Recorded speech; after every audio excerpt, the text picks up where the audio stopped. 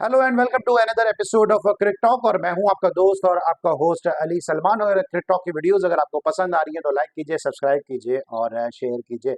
और इस तरह से आप लोग रिस्पांस दे रहे हैं, उसके लिए मैं आपका बहुत ही ज़्यादा शुक्रगुजार हूं और बहुत ज़्यादा थैंकफुल हूं कि आप बड़ा ज़बरदस्त रिस्पांस है जो है वो क्रिक टॉक की वीडियोस को दे रहे हैं। आज हम बात करेंगे दो तीन मुद्दों के हवाले से। और आपको याद होगा कि मैंने बहुत पहले ही जब दिलीप ट्रॉफी के स्क्वाड का ऐलान हुआ था, उस वक्त मैं शायद पाकिस्तान में वाहिद बंदा हूँ या वाहिद स्पोर्ट्स एंकर हूँ जिसने मुशीर खान की बारे में बात की थी। मुशीर खान की परफॉर्मेंस को हमने डिस्कस किया था। आज हम मुशीर खान के हवाले से बात करेंगे कि जिन्होंने इंडिया ए के खिलाफ जो है वो शतक जड़ दिया है और अभी वो नाकाबिले शिकस्त हैं, अभी वो नॉट आउट हैं।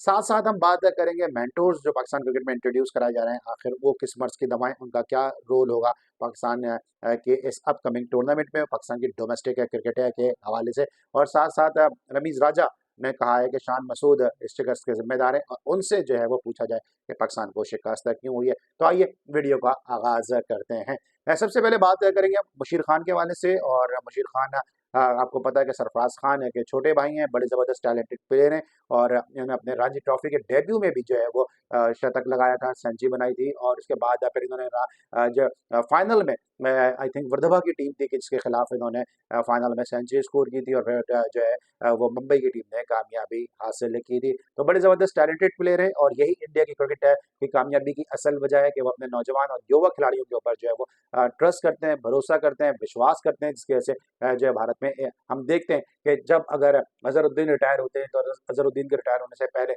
इंडिया को जो सचिन तेंदुलकर मिल जाते हैं, फिर युवराज से फिर उसके बाद युवराज सिंह जैसा प्लेयर नीचे मिल जाता है, फिर उसके बाद हम देखते हैं धोनी आ जाते हैं, फिर उसके बाद विराट कोहली, रोहित शर्मा। और अभी ये खेल ही रहे हैं तो जायसवाल जैसा प्लेयर मिल गया, शुभमन गिल जैसा प्लेयर मिल गया, इसके अलावा रिंकू सिंह जैसा प्लेयर मिल गया। और अब अभी अपकमिंग जो इनकी पीढ़ी है, जो अपकमिंग जनरेशन है, उसमें अब आप देख लेंगे मुशीर खान जैसा प्लेयर नजर आ रहा है। तो ये इंडिया की क्रिकेट है जिसकी वजह से इंडिया की जो क्रिकेट है वो फ्लरिश कर रही है कि वो अपने नौजवान और युवा खिलाड़ियों को पूरा पूरा मौका देते हैं। जबकि हम यहाँ पे क्या करते हैं, हम यहाँ पे वही सिफारिश, नेपोटिज्म और वही तू मेरा दोस्त मैं तेरा दोस्त और तू मेरा भाई दो तेरे दो मेरे के नाम से और इस बुनियाद पे जो है वो टीम खिला रहे होते हैं, जिसकी वजह से पाकिस्तान क्रिकेट का आज हाल ये है कि हम आयरलैंड से हार जाते हैं, हम अफगानिस्तान से 8 विकेटों से हार जाते हैं, हम जो है वो यूएसए से हार जाते हैं, हम बांग्लादेश से हार जाते हैं, हम जिम्बाब्वे से हार जाते हैं। हम आखिरी आखिरी विकेटों पे जाके जो है मैचेस जीतते हैं और फिर हम जो है वो शादियाने बजाते हैं खुशी के कि जी हम देखें जीत तो गए ना, हम ना पहुंच तो गए। यही वजह है कि पाकिस्तानी क्रिकेट इस वक्त सफर कर रही है। और बहुत सारे लोग ये बात करते हैं कि यार आप इंडियन क्रिकेट पे बात ही क्यों कर रहे हैं। तो हम इंडियन क्रिकेट पे बात ही इसलिए कर रहे होते हैं कि दोस्तों की इंडिया की क्रिकेट जो है वो फ्लरिश कर रही है। अब इंडियन क्रिकेट पे बात आई है तो सांसद राहुल गांधी जी का एक स्टेटमेंट सामने आया और उन्होंने जय शाह को आड़े हाथों लिया है। और उन्होंने कहा है कि जनाब जय शाह ने कभी क्रिकेट का बैट भी हाथ में नहीं पकड़ा होगा और वो क्रिकेट का इंचार्ज बन गया है।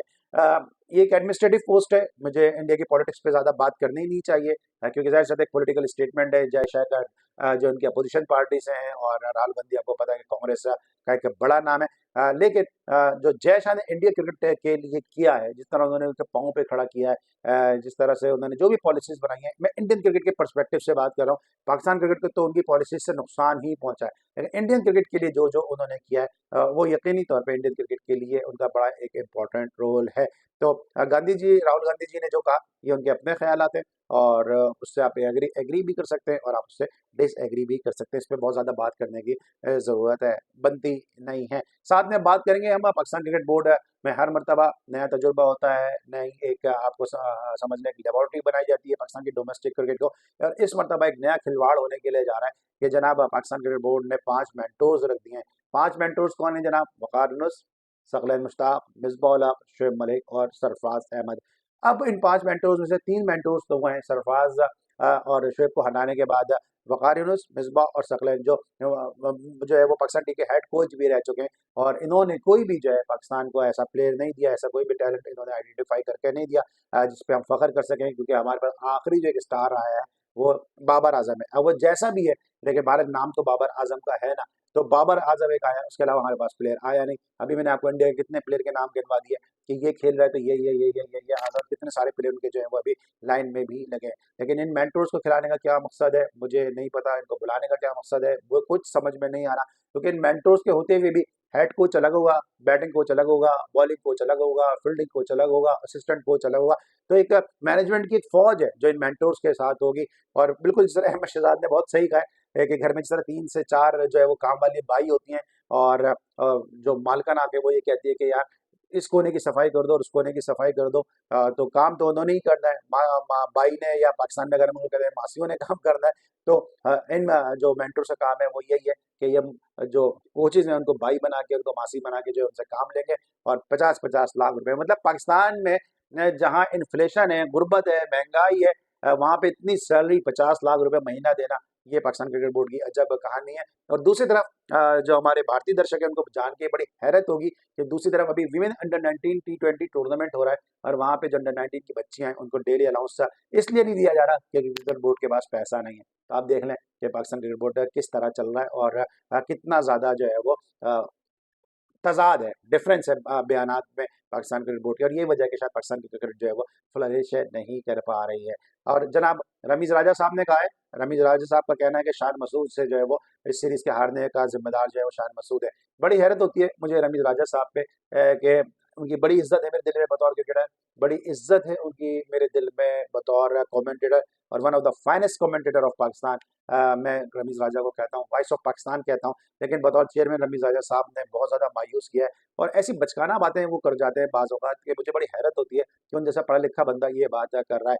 क्योंकि जब बाबर आज़म सीरीज़ हारता था, बाबर आज़म मैच हारता था, तो वो ये कहते थे कि यार आपको बाबर आज़म में कवर ड्राइव देखना है या पाकिस्तान को जीतते हुए देखना है। और बाबर आज़म है तो क्रिकेट है, बाबर आज़म इतना अच्छा खेलता है, मैं इससे शादी कर लूँ। इस किस्म की बातें रमीज़ राजा करते थे और अब शान मसूद अगर हार रहा है, ठीक है, हम सब कह रहे हैं कि शान मसूद हार रहा है, हम सब कह रहे हैं पाकिस्तानी परफॉर्मेंस खराब है, लेकिन रमीज़ राजा साहब आप उस वक़्त आपने ये बातें क्यों नहीं की? आपने उस वक़्त जो है ये इस तरह की बातें क्यों नहीं करते थे बाबर आज़म के लिए जो आप शान मसूद के लिए कर रहे हैं? आप पाकिस्तानी कप्तान हैं ना, आपको सबके लिए जो है वो एक जैसी बात करनी चाहिए, सबके लिए एक जैसी सोच रखनी चाहिए।